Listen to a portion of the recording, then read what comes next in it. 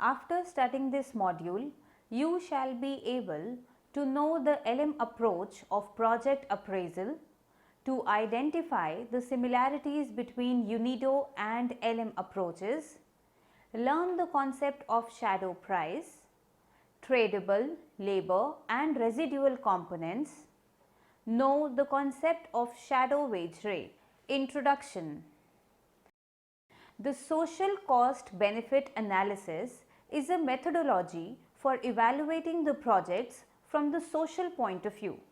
In module 23, we have discussed one of the basic approach used for SCBA, that is UNIDO, that is UNIDO analysis. This module is concerned with LM approach. An attempt has also been made to compare the similarity and differences between these two approaches. Little Meyerless approach. The LM approach provides a comprehensive framework for SCBA in developing countries. In this regard, there are two publications. First, Manual of Industrial Project Analysis in Developing Countries, Volume 2, and second is the Project Appraisal and Planning for Developing Countries.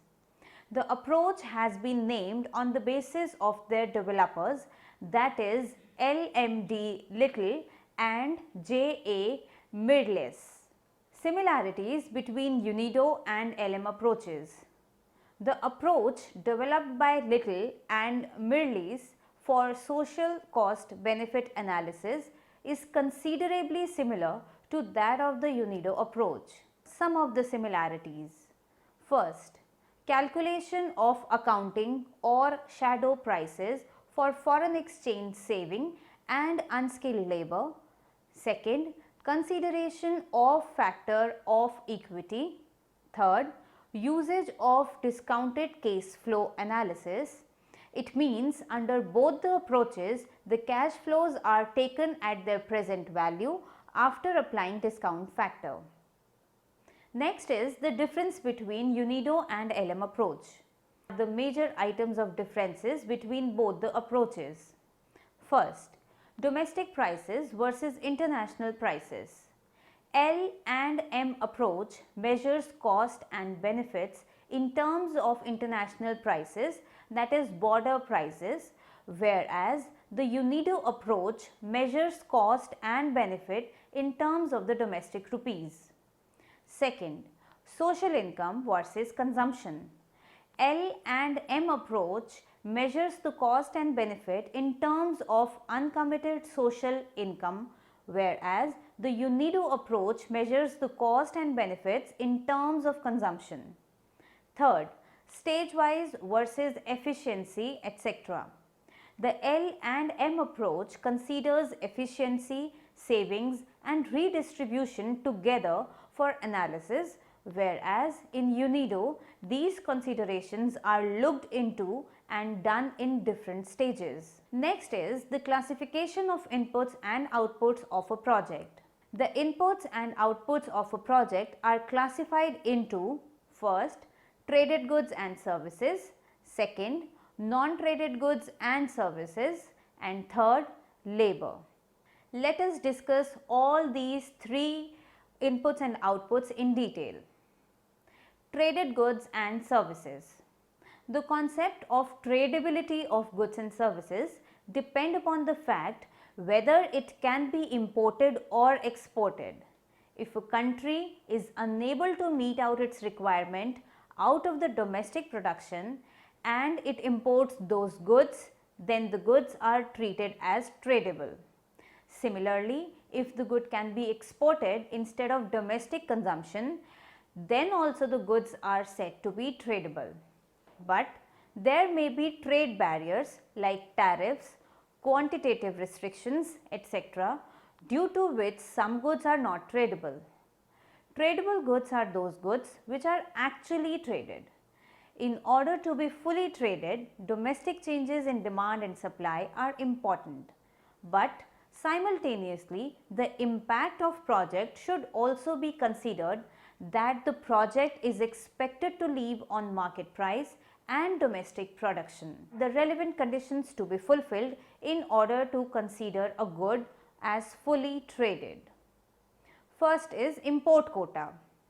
If the goods are subject to an import quota, the available quantity at present is only partially taken up, or the quota will be expended to allow additional demands for inputs to be met in the international market.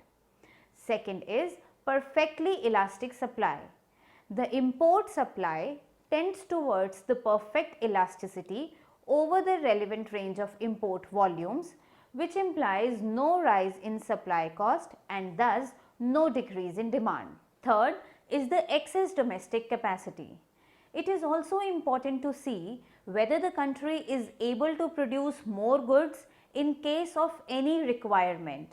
For that purpose, the existence of excess capacity should be considered. There is no excess capacity in the domestic industry. All additional supply must come from abroad. If there is any domestic excess capacity, it must be due to the shortages not of demand but of necessary inputs that will remain unavailable. Fourth is the marginal cost of the domestic production.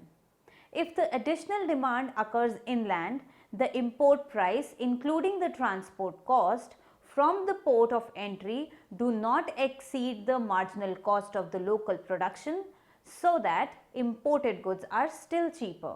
Fifth, the marginal cost of purchase. The import price of the input including taxes is less than the domestic marginal cost of purchase, including taxes, profit margins, etc.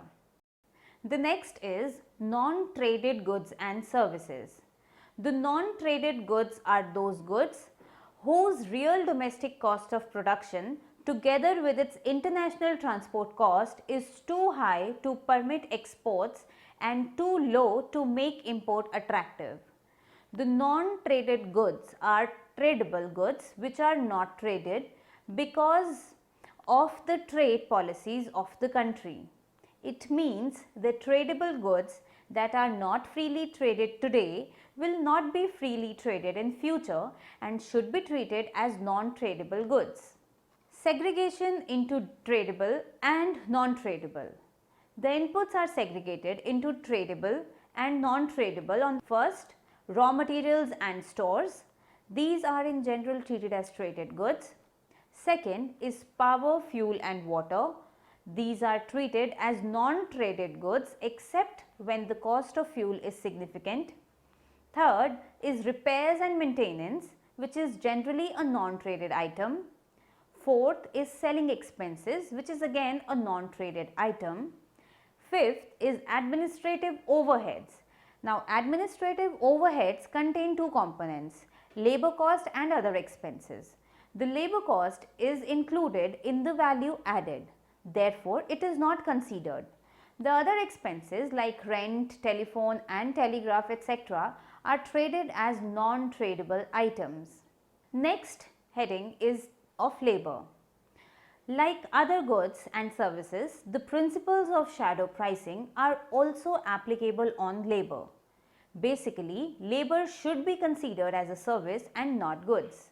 But for the purpose of shadow pricing, the principles of shadow pricing used for goods are used for labor. In respect of any project, manpower is required in addition to other inputs. It means the labor is hired for the project. The analyst must consider the project's impact on the rest of the economy when it hires labor. Now, there are three possible impacts on the rest of the economy when a labor is hired depending upon the situation. Situation 1. Labor taken from other employments. It refers to the situations where the worker is already employed and thus it is necessary to consider the production that would be given up if they left to work in the proposed project. It means it will have impact of taking labor away from the other users. Situation 2. Induce the production of new workers. In this case, workers already working in other employments are not affected. The other projects and industries are also not affected. This has impact of the improvement of the productivity of unemployed workers, urban employment of rural workers, or skilled employment of previously unskilled workers, etc. It is related with the use of unutilized manpower available with the country. Situation 3. Hiring from abroad. Another way of hiring a labor may be neither to take labor from other employment nor to induce new workers. Rather than hiring the worker is made from abroad. It definitely has a clear-cut economic cost. The next heading is LM's criteria to use world prices. As a part of SCBA, in order to calculate the cost and benefits of the project, market values of inputs and outputs are used. But these market values may not reflect their true value. That is why shadow prices are used. Now, in the process of production of goods and services, domestic as well as imported goods are used. Similarly, the benefits may also be in two prices. In order to avoid this problem, Professor I.M. Little and James Mirrlees advocated the use of the world prices. Next is shadow price. Shadow prices of traded goods. Under LM approach, cost and benefits are measured in terms of international prices, also referred as the border prices. The provisions related with the traded goods. First, FOB price. If a good is exported, its shadow price is its FOB price. Second is CIF price. If a good is imported, its shadow price is its CIF price. The marginal export revenue is substituted for the FOB price if the foreign demand is not perfectly elastic and if the foreign supply is not perfectly elastic. The border price is that border price represent correct social opportunity cost or benefits of using or producing a traded good. Next is shadow prices of non-traded goods. Shadow prices of non-traded goods are defined in terms of the marginal social cost and benefits. The resource used to produce an extra unit of a good is the marginal cost of a good. The value of an extra unit of the good from social point of view is the marginal social benefit. When a good is not taxed and is consumed by only one income group, then its marginal social benefit is equals to the market price multiplied by a factor which represents the value assigned to an increase in the income of that group vis-a-vis on consumption is 2:1.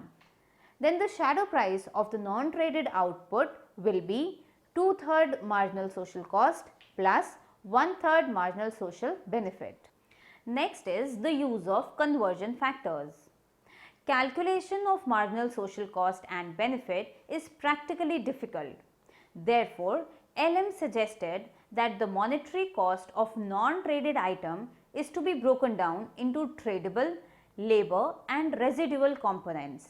The tradable and residual components may then be converted into social cost by applying the suitable social conversion factor. The labor component social cost can be obtained by using the shadow wage rate. Shadow wage rate. This is an important but a difficult factor in social cost benefit analysis as it is a function of several factors like the marginal productivity of labor, the cost associated with urbanization, the cost of an additional amount committed to the consumption when the consumption of workers increases as a result of the higher income he enjoys in the urban employment. The following is the formula for calculation of the shadow wage rate which has been suggested by LM. SWR is equals to C dash minus 1 by S into C minus M, where SWR is the shadow wage rate, C dash is the additional resources devoted for consumption, 1 by S is the value of a unit of committed resource, and M stands for the marginal product of the wage earner. The above formula can be expressed as follows to make the impact of various factors on the shadow wage rate more clear. SWR is equals to M plus C dash minus C plus 1 minus 1 by S into C minus M. The first term M represents the marginal product of labor. The social wage rate increases with the increase in M. C dash minus C represents the cost of providing the consumption level of C to the worker. In other words, it is the additional cost to be incurred for providing the worker an urbanized life. Again, higher the cost of urbanization, that is higher C dash minus C, higher is going to be the shadow wage rate. 1 by S is the value of each unit of committed resource. Higher the value, lower is the shadow rate if C is greater than M. Practical problems.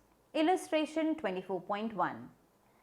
LM approach suggests considering marginal productivity of labor, cost associated with the cost of having an additional amount committed to consumption.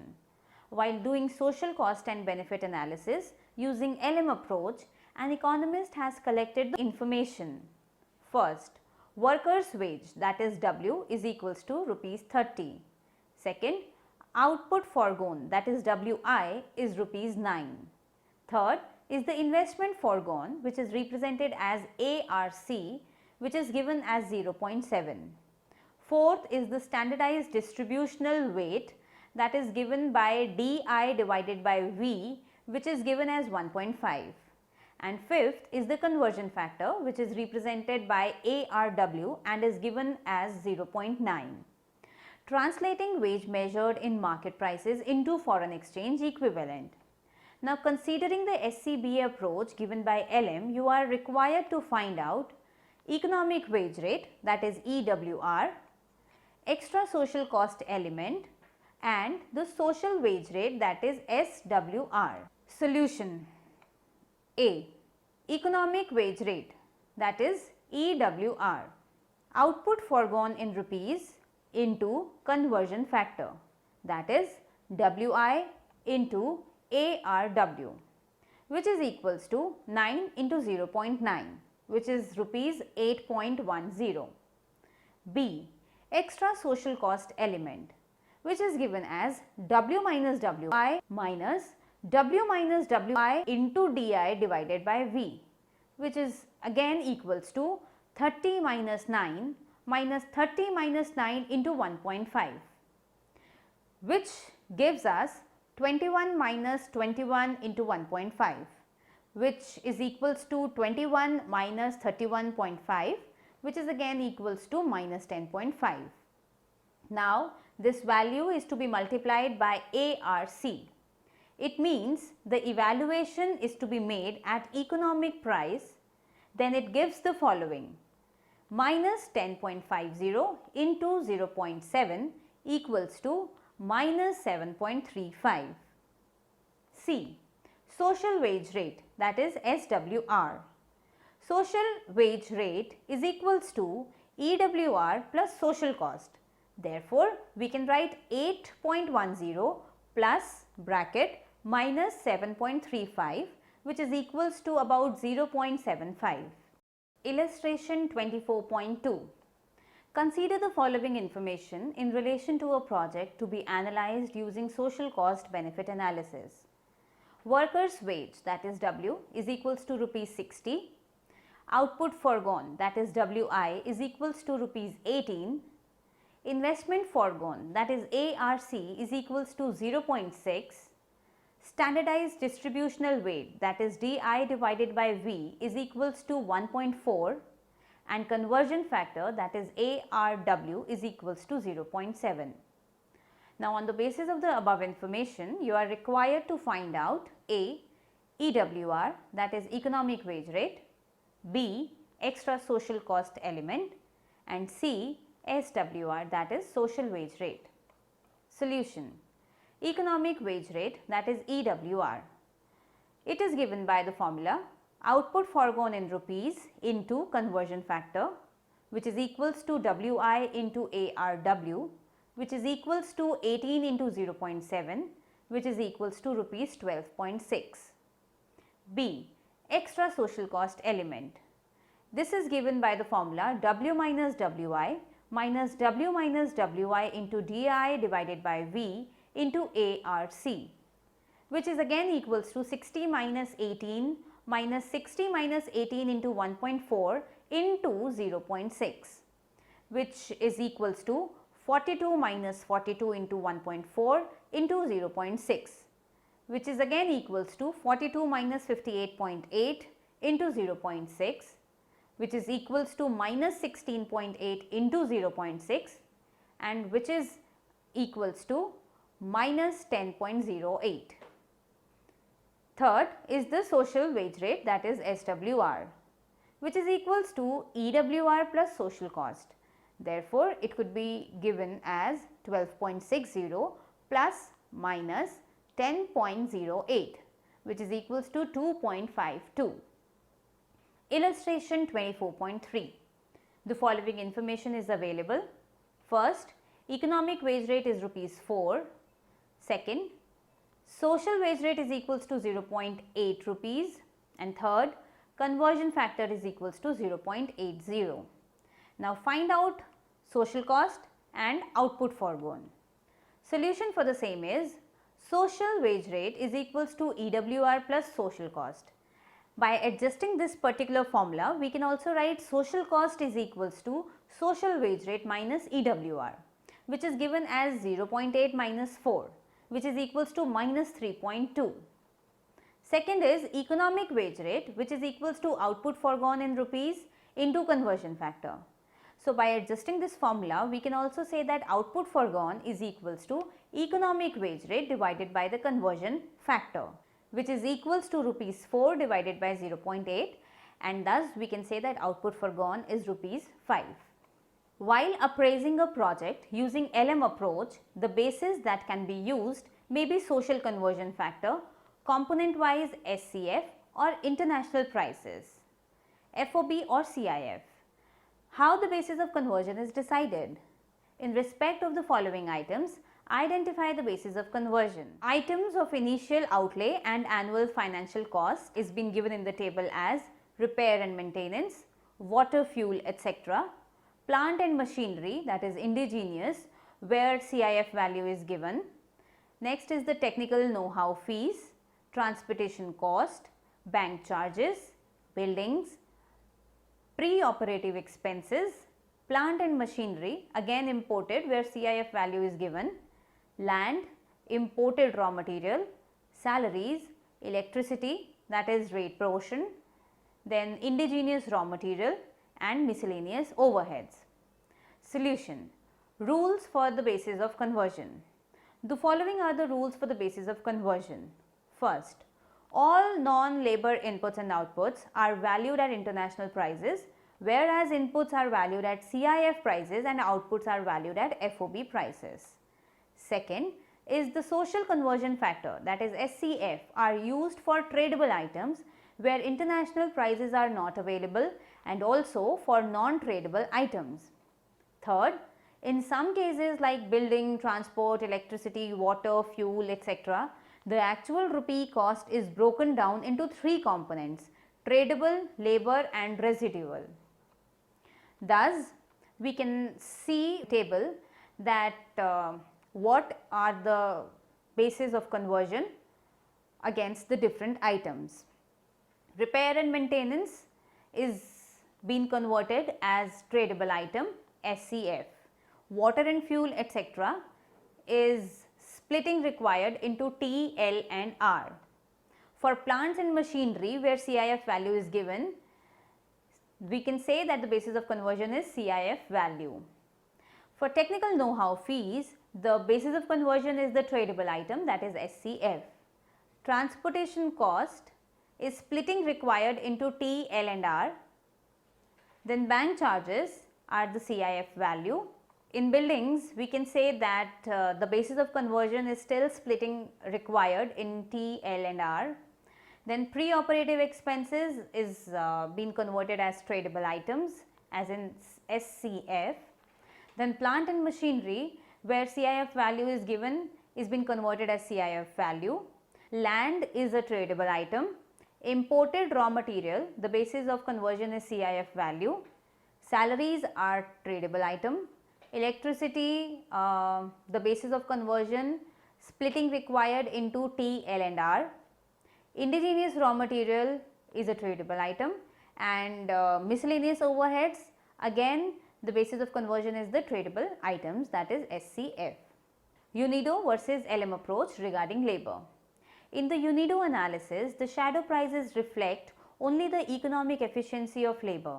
The impact on savings and consumption of hiring labor is analyzed separately in stage 3, while the impact on income distribution is reviewed in stage 4. This step-by-step approach sets the UNIDO method apart from the Little Marley method, where the social cost and benefit of employing the workers are built into the shadow wage rate. The UNIDO method is therefore advantageous as it identifies explicitly the economic cost of pursuing social objectives.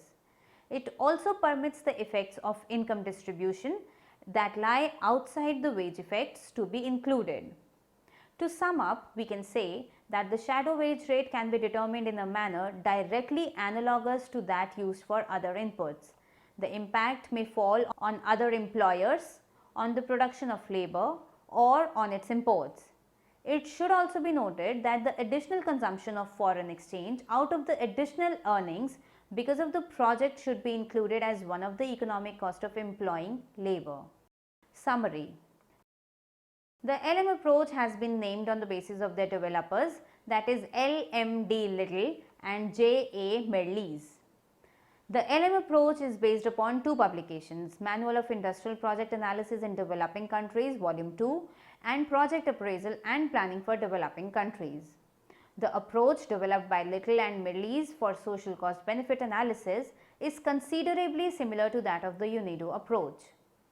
LM approach measures cost and benefits in terms of international prices or border prices. The LM approach measures cost and benefits in terms of uncommitted social income. Tradable goods are those goods which are actually traded. The non-tradable goods are those goods whose real domestic cost of production together with its international transport cost is too high to permit export and too low to make import attractive. For the purpose of shadow pricing, the principle of shadow pricing used for goods are used for labor. Under LM approach, cost and benefits are measured in terms of international prices, also referred as border prices. FOB, exports, CIF for imports.